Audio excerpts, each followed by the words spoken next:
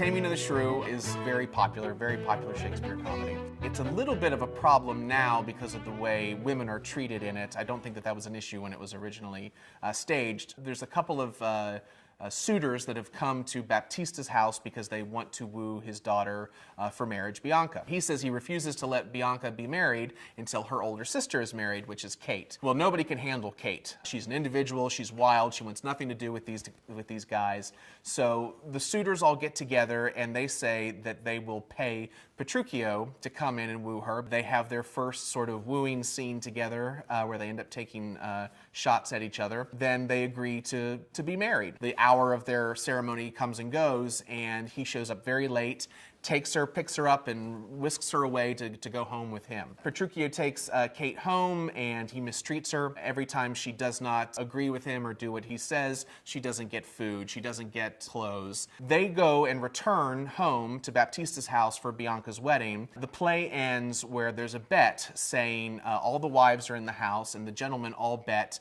that their wife will come out first. None of the wives come out. They send out complaints except for Kate. So Petruchio wins the money, and it looks as if he has shown them all how to tame a shrew. It's very funny, and the supporting characters are fantastic.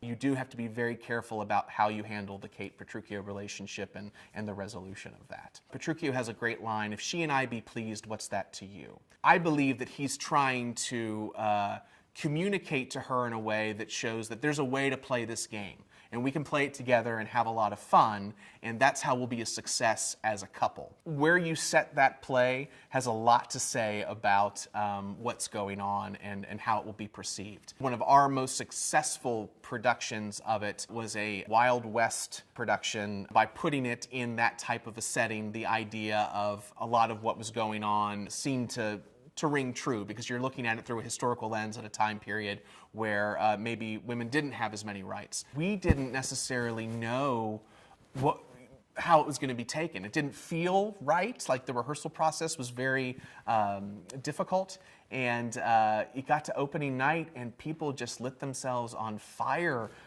with joy, and I think it's one of the biggest reactions I've ever seen to a comedy. It was just night and day from what our expectation was to how it was taken, so it ended up being a lot of fun to perform.